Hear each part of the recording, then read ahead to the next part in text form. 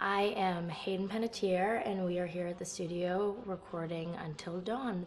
My name is Rami Malek, and I play Josh. My name is Megan Martin. My name is Brett Dalton.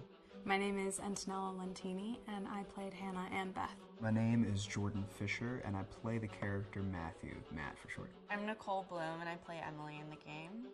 My name is Noah Fleiss. I am Galadriel Steinman, and I play Ashley. So Until Dawn is the story of 8 teenagers who revisit this cabin in the woods about a year later after a really traumatic experience where I've lost 2 of my sisters, so coming to kind of get some closure in that respect. One of the things that Larry does really well is make these multi-layered characters, and I think for just the story in general, it follows the quintessential horror film plot lines, but the characters are so unique in themselves, and I think that's very cool. Oh, I hope this was the right thing to do. What? You know, getting everyone together on the anniversary. I mean, Josh seemed really pumped about us all doing something, didn't he? Yeah, no, he definitely did. I haven't seen him so excited about something in forever. Good, good. Sam and I have a few things in common, such as being huge lovers of animals, and she's a huge animal lover. She's vegan. She is a pacifist. I'm not quite sure if I'm gonna go as far as saying that I'm a pacifist, but she's spunky and cool. I know that she, I think, is made fun of a little bit by the rest of them who think that her morals and her beliefs in that area are a little ridiculous and they don't agree with them, but she doesn't care. It doesn't.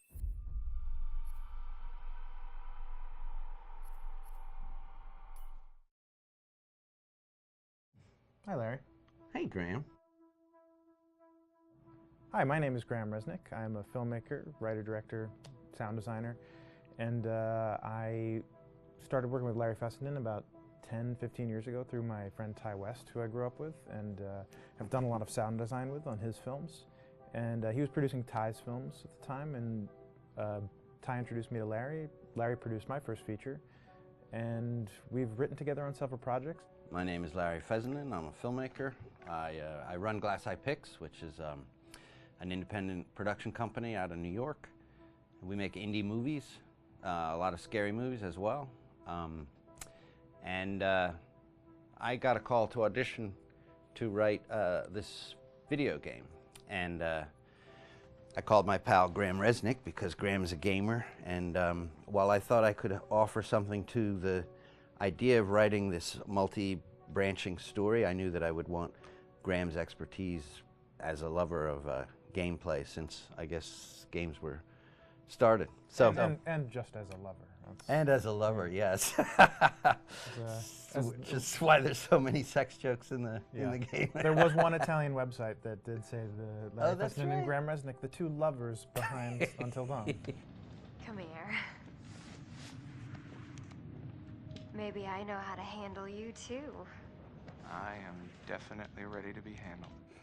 So I wanted Graham by my side. Yeah, and we got the gig, and it's been an amazing ride. Oh, hell yeah. Oh my God, she's taking her shirt off. What? Oh my God! Matt, what are you doing here? Hannah. I'm sorry, Hannah.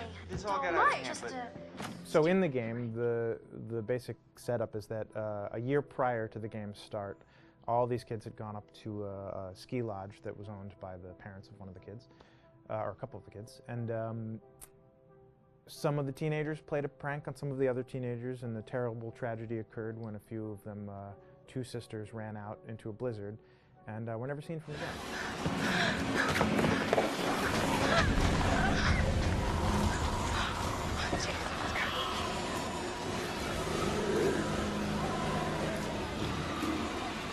And so now, a year later, this is kind of torn apart, this group of friends. They've gone through some trials and tribulations in the past year. The brother of the 2 girls has had a lot of psychological issues, and to kind of help him cope and help them all get over it, they all returned to the lodge a year later, back up on the mountain.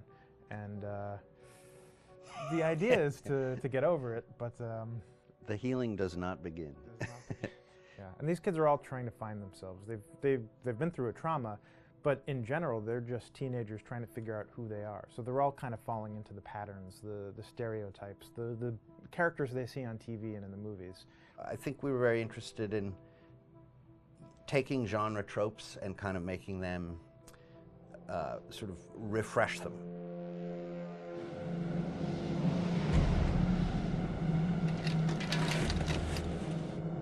Hey, did you see that? Dad said it'd just be us this weekend. We're familiar with how slasher movies work. Most people have seen some horror movies, and we have established notions and preconceptions about the roles of the players in horror movies and how they talk and how they get killed and how they have sex. And to bring you into the game that way and then subvert a lot of those expectations was kind of our goal. They're haunted by some incident that happened in their past, which I think you pretty much figure out that that's going to have a role in their interaction. Yeah, so I think what was fun was we take some sort of stock characters and we try to give them some shape, but at least at the beginning they're recognizable in the way of groups of friends. There's, you know, the jock and the bitchy girl and the rivalries between everyone. And oh my gosh, and really fun characters too. Like we just had so much fun living in the minds of these characters through writing the script. What do you think? Jesus! You know, it was fun. I think we were looking to get that kind of banter that you see both in movies, but also that you absolutely have with friends, and sort of those inside jokes. And of course, as writers and as friends ourselves, we sort of developed little tracks, and we try to give the characters that kind of vibe.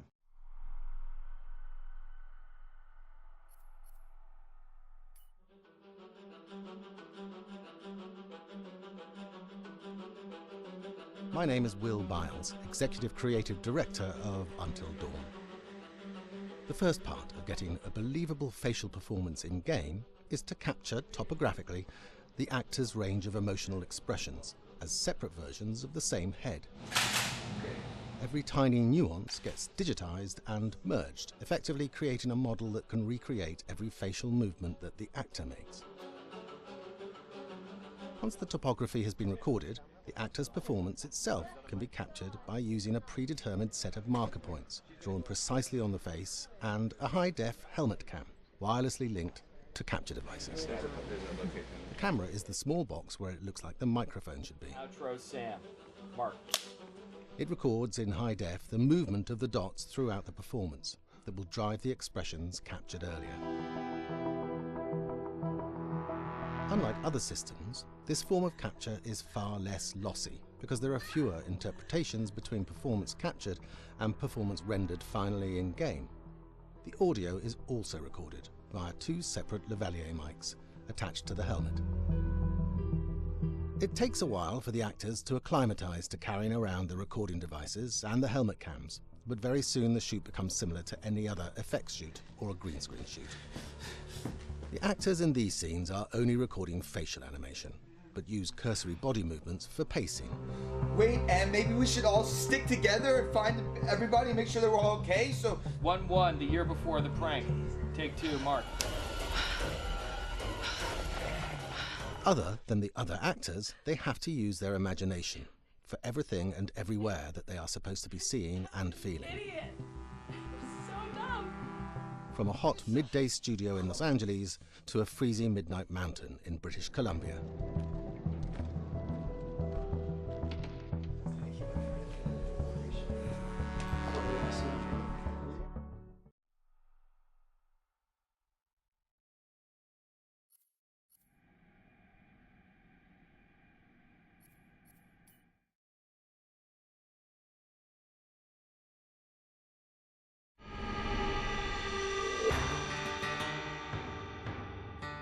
America's Northwoods border region. Within this land of 10,000 lakes and miles of dense timber, a hideous creature is believed to lurk. The Northwoods is probably one of the last frontiers in America.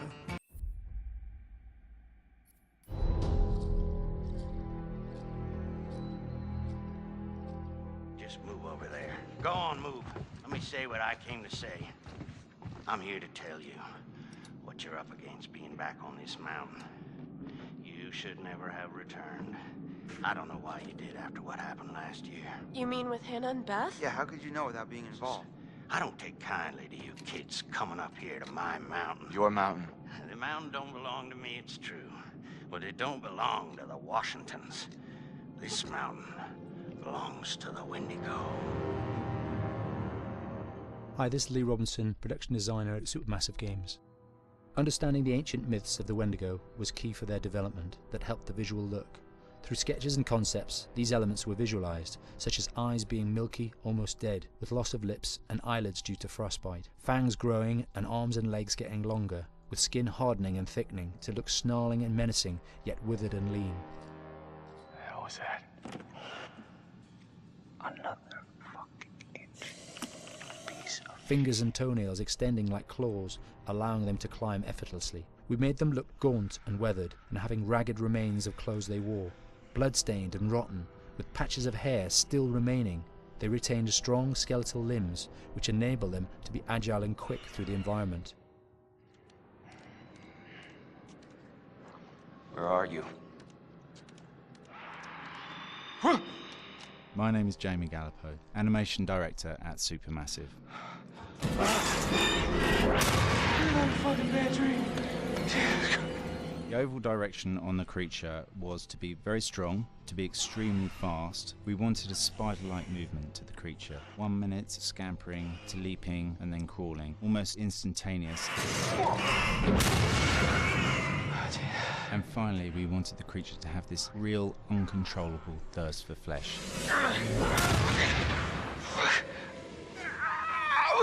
From a sound design perspective, the Wendigo is a real challenge. For the main vocalizations of the Wendigo, we used our own vocalizations, various different animals from the exotic to the farmyard, various plugins and processes to gel these sounds together and keep a human resonance behind that voice, telling the backstory of the Wendigo.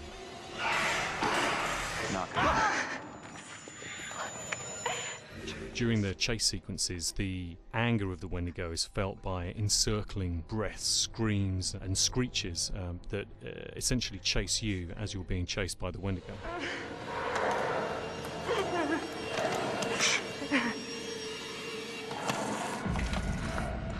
We would layer them up in a multitude of layers, sometimes 15, 20 sounds playing at the same time, to build up the vocalizations for this fearsome creature which is always in attack mode, hyperactive and chasing you throughout the game.